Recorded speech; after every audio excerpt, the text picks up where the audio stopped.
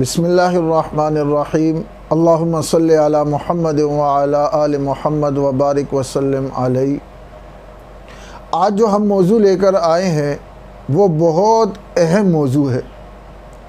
نکاح کے حوالے سے اور رشتے کے حوالے سے وہ بنیادی موضوع ہے، اور وہ یہ ہے کہ لڑکی کا انتخاب رشتے کے لیے، نکاح کے لیے کس طرح کیا جائے، کون سی لڑکی کا انتخاب کیا جائے، کس قسم کی لڑکی ہونی چاہیے جس کو ہم اپنی شریک حیات بنائیں یا اپنے بچوں کی گھر والی بنائیں۔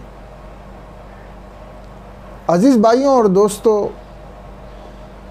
یہ جو نکاح کے ذریعے سے رشتہ قائم ہوتا ہے اور آپ کی زندگی میں جو ایک خاتون آتی ہے، جو لڑکی آتی ہے، یہ صرف لڑکی نہیں ہے، اس کو سمجھنے کی ضرورت ہے۔ یہ صرف ایک جنسی تسکین کا ذریعہ نہیں ہے، بلکہ یہ آپ کی آگے نسل چلنے والی شخصیت ہے۔ آگے آپ کو جو لوگ یاد رکھیں گے آپ کی اولاد کے ذریعے سے، یہ اس کا سبب ہے۔ آپ کے بچوں کی ماں ہے، آپ کی عزت ہے، اس کے ذریعے سے آپ کو بھی یاد رکھا جائے گا اور آپ کو بھی یاد کیا جائے گا۔ تو اس سے آپ اندازہ لگائیں کہ یہ کتنا اہم مرحلہ ہے کہ لڑکی کا انتخاب کس طرح کیا جائے، کن وجوہات کے ذریعے سے کیا جائے۔ حضرت آدم علیہ السلام جب دنیا میں تشریف لائے، بلکہ جب آپ کی پیدائش ہوئی، تو آپ کے ساتھ آپ کے سکون کے لیے، آپ کی تسکین کے لیے، آپ کے سلسلہ اولاد کو چلانے کے لیے جس رشتے کا انتخاب کیا وہ بیوی ہے۔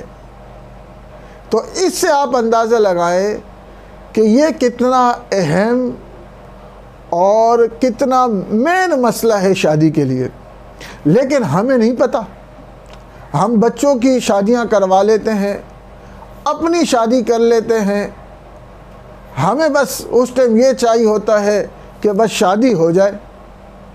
آگے لڑکی کس طرح کی ہونی چاہیے، اس کا انتخاب کس طرح کا ہونا چاہیے، اس پر ہم لوگ بہت کم غور کرتے ہیں، اور کرتے ہیں غور، لیکن جس چیز کے اوپر ہمیں توجہ دینی چاہیے، جس چیز کو ہمیں تلاش کرنا چاہیے، ہم اس کو نہیں تلاش کرتے، اور جس کو نظر انداز کرنا چاہیے، جن چیزوں کو، اس کی طرف ہم لپک رہے ہوتے ہیں اور رشتے میں ہم اس کو تلاش کر رہے ہوتے ہیں۔ ہمارا دین کامل اور مکمل ہے۔ ہمارے پیغمبر جناب محمد الرسول اللہ صلی اللہ علیہ وسلم نے ہمیں ہر چیز کی رہنمائی فرمائی ہے۔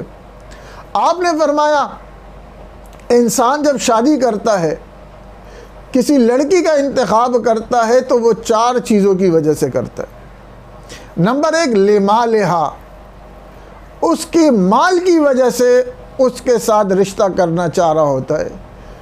بڑے مال والی ہے، بڑے گھر والی ہے، بڑے کوٹے والی ہے، بڑے مکان والی ہے، مال کی کوئی بھی قسم آپ لے لو۔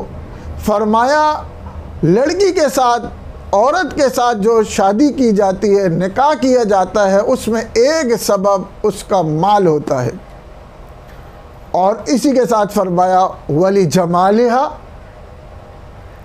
اور فرمایا کہ اس کی خوبصورتی کی وجہ سے بھی لوگ شادی کرتے ہیں، نکاح کرتے ہیں، کہ فلاں لڑکی خوبصورت بہت ہے، اس وجہ سے میں نے اس کے ساتھ شادی کرنی ہے۔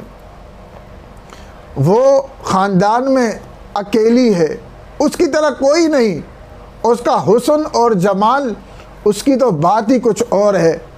فرمایا دوسری وجہ حسن اور جمال ہے، اور تیسری وجہ فرمایا وَلِحَسَبِهَا، کہ اس کے حسب اور نسب کی وجہ سے میں جہاں شادی کر رہا ہوں بڑے خاندان والی ہے، گورنر کی بیٹی ہے، وزیر اعلیٰ کی بیٹی ہے، چودھری کی بیٹی ہے، خان کی بیٹی ہے، ان کے ابا کا اتنا اثر و رسوخ ہے، فرمایا وَلِحَسَبِهَا، حسب اور نسب کی وجہ سے لوگ رشتے کا انتخاب فرماتے ہیں۔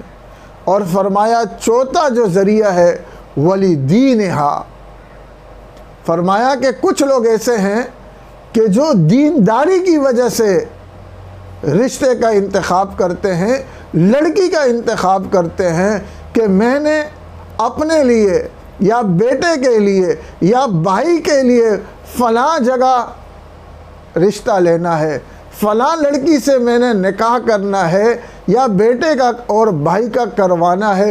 کیوں؟ اس لیے کہ وہ بہت دیندار ہے، وہ بہت پاک دامن ہے، اس کا کردار اور کریکٹر بہت اچھا ہے، اس کی نماز روزہ ذکر و اذکار کی وہ پابند ہے۔ فرمایا وَلِدِينِهَا، دین کی وجہ سے، دین کو سامنے رکھ کے بھی لوگ رشتہ کرتے ہیں۔ آپ صلی اللہ علیہ وسلم نے فرمایا اے لوگو، تمہیں چاہیے کہ تم دینداری کو سامنے رکھ کر رشتہ کرو۔ میرے عزیز دوستوں اور بھائیوں، آج ہمارے گھر برباد ہو رہے ہیں، ہماری فیملی سسٹم تباہ ہو رہا ہے۔ اس میں ایک بہت بڑی وجہ وہ یہ ہے کہ ہم رشتوں میں انتخاب اچھا نہیں کرتے، ہم مال کو سامنے رکھ کے کرتے ہیں، خوبصورتی کو سامنے رکھ کے کرتے ہیں، حسب نسب کو سامنے رکھ کے کرتے ہیں، دینداری کو سامنے رکھ کے نہیں کرتے۔ لوگ جب آ جاتے ہیں اس کے بعد پھر ہم ڈر رہے ہوتے ہیں، پھر ہم کہتے ہیں کہ یہ دیکھیں ہمارا گھر تباہ ہو گیا، تو بنیاد تو ہم نے خود ڈالی ہے۔ اور اگر آپ صحابہ اکرام رضی اللہ تعالیٰ عنہم اجمعین کی زندگیاں دیکھیں تو وہاں سے بھی ہمیں یہی سبق ملتا ہے۔ حضرت عمر رضی اللہ تعالیٰ عنہ 22 لاکھ مربع میل پر ان کی حکومت ہے، بادشاہ ہیں، بیٹے کی شادی کا وقت آیا، رشتے کا وقت آیا، 22 لاکھ مربع میل کا بادشاہ اپنے بیٹے کے لیے رشتے کا انتخاب کیسا کر رہا ہے؟ رات کو جا رہے ہیں، دیکھا ایک گھر سے آواز آ رہی ہے، ایک خاتون اپنی بیٹی سے کہہ رہی ہے کہ دودھ میں کچھ پانی ملا لو۔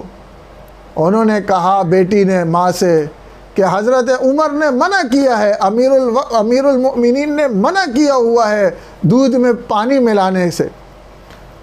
ماں نے کہا بیٹی سے کہ امیر المؤمنین کو ابھی کیا پتہ ہے، وہ تو سو رہا ہوگا، اس کے تو علم میں نہیں ہے۔ تو بیٹی نے جواب دیا امیر المؤمنین کو نہیں پتہ تو کیا ہوا، اس کے رب کو تو پتہ ہے، وہ تو ہمیں دیکھ رہا ہے۔ حضرت عمر رضی اللہ تعالیٰ عنہ نے اس گھر کو اپنی شناخت میں لیا اور صبح کے ٹائم جب گئے پتہ کیا، اور جب یہ ماجرا آیا، ماں اور بیٹی کے بارے میں پتہ چلا، تو اپنے بیٹے کا رشتہ اس لڑکی سے کروایا، اور آگے جا کر جو نسل پیدا ہوئی اس لڑکی سے اور ان کے سلسلے سے ان کو عمر بن عبدالعزیز رحمۃ اللہ علیہ کہا جاتا ہے۔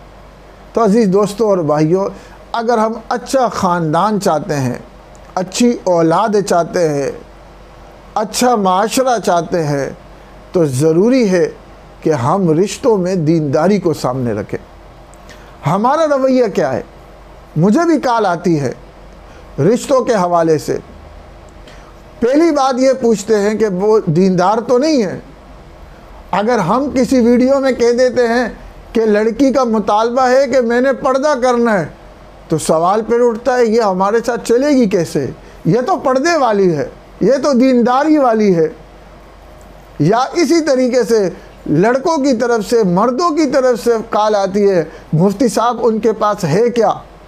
3 کالیں مجھے ایک لڑکی کے حوالے سے آئی جو مطلقہ تھی۔ کہا مفتی صاحب ان کے پاس گھر اپنا ہے یا نہیں ہے؟ یعنی اگر گھر اس لڑکی کے پاس اپنا ہے تو ہم شادی کرنے کے لیے تیار ہیں۔ عزیز دوستوں اور بھائیوں، جب ہمارا یہ رویہ ہوگا تو ہم پھر کیا کامیاب ہوں گے؟